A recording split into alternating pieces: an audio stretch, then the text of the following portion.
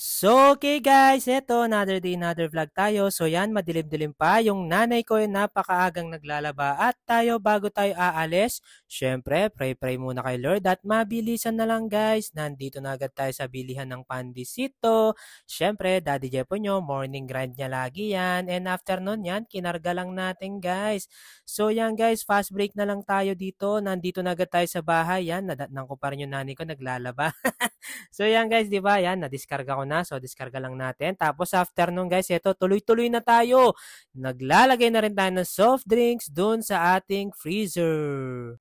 So yan guys, napapansin nyo naman, everyday routine na ni Daddy Jepoy yan guys. Sinanay ko na talaga yung sarili ko sa ganyang mga sistema para hindi tayo ganong nahihirapan at kailangan nating tanggapin ng maluwag sa ating sarili. Oo, minsan napapagod tayo, pero kailangan lang nating magpahinga at ayun, nagkape na si Daddy Jepoy nyo.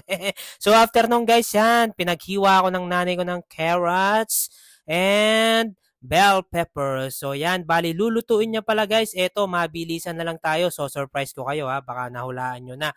Eto na siya guys. Boom! Yan, bopis. Napakasarap na bopis. Nanay ko nagluto niyan.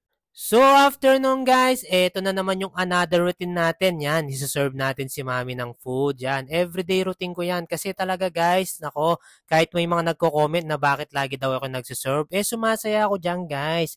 Yan yung nagpapasaya sa akin. Pasensya na po. Pero paminsan-minsan, si mami din naman nagpi-prepare ng food namin. So yan, sarap na naman ako.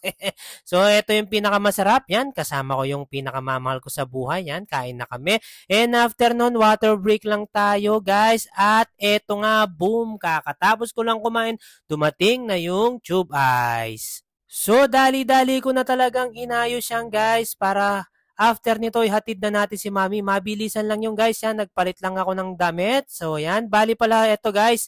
Sasakay lang ako ng sasakyan. After nito guys, yan. Eto na, sabay palang papasok yung aking mag-ina kasi 9 AM yung pasok ng anak ko tapos si mami 10 AM. Yan, sabay na sila. So, dali-dali na tayong umalis sa bahay, guys.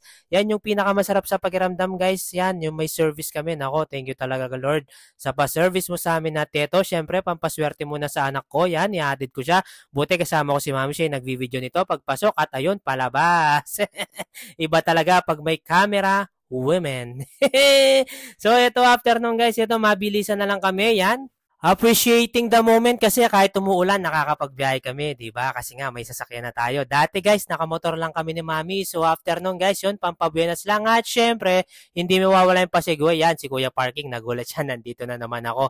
Bali, bibili lang naman tayo ng konting wholesale guys. At ito yung pinakamasarap na part, may libreng kape. Wow, Nescafe. Baka naman. So ito guys, free taste na naman yan. Ang sarap. Basta free. Daddy Jepo nyo nandun. Ayan, shoutout pala kila ate tsaka kila kuya. Thank you, thank you. At habang nag-aantay tayo, yan, videoan lang natin yung isang pinakamaganda dito. Yan. Thank you, thank you. And after na neto guys, karga na natin guys. Yan, pansin nyo naman. 2 box lang naman yan. And after nito guys, kuya, yan. Gulat na naman siya.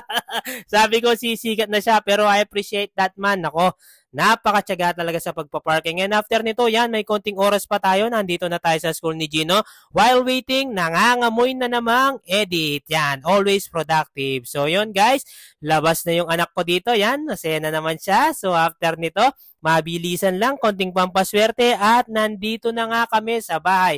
Diskarga lang guys. So yun lamang guys. Maraming salamat at stay tuned pa sa aking mga vlog. At syempre, water break lang tayo. Hindi mawawala ang finger heart kay sa akin.